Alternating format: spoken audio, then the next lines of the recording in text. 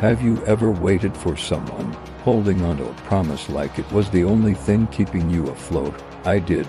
My name is Amara, and for 5 years, my world revolved around one person, Daniel. We grew up together, our lives woven like threads in the same small-town tapestry. Our story was the kind people wrote songs about. Before he left for the big city to chase his dreams, he held my hands under the old oak tree where we carved our initials. He promised he'd be back for me, and I believed him. Those 5 years were a testament to my patience.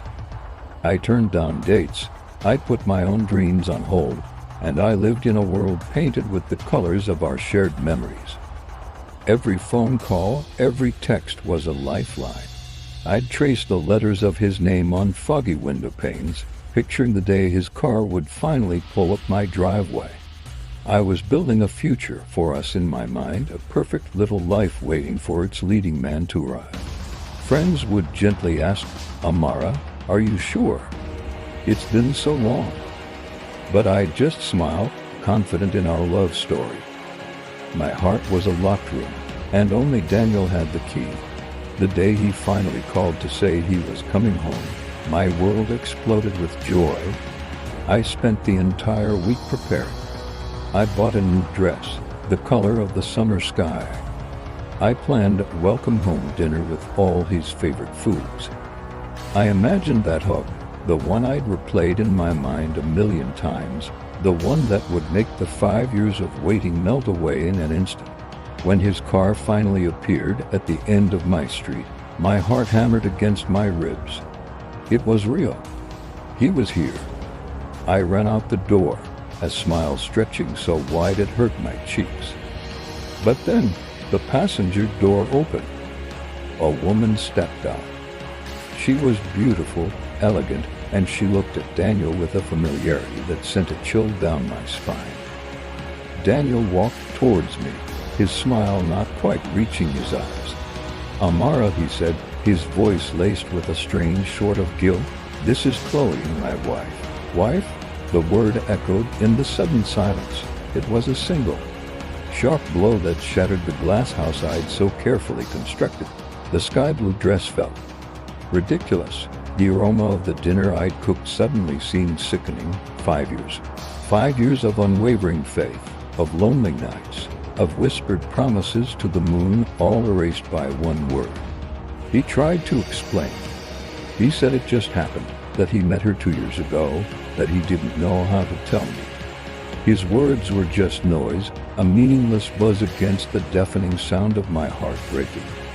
I remember looking past him, at the woman who was living the life I thought was mine. She looked confused, maybe even a little sorry for me. In that moment, I felt so small, so foolish. That night, I didn't cry.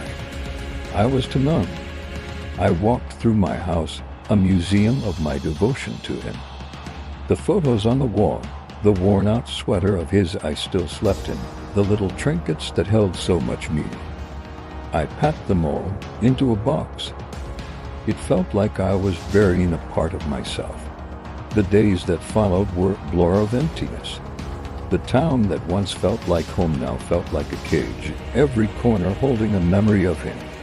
People looked at me with pity, whispering behind their hands, "Poor Amara," they'd say.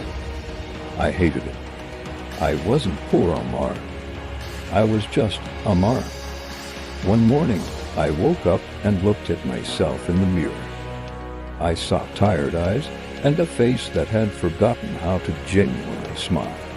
I saw a woman who had poured every ounce of her being into a vessel that was already full. And I knew I couldn't live like this anymore. I packed a suitcase, not with his memories, but with my things. I sold my small house.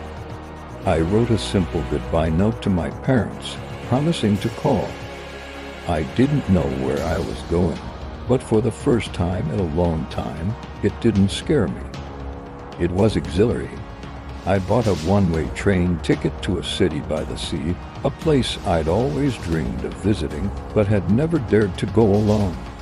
As the train pulled away from the station, I didn't look back.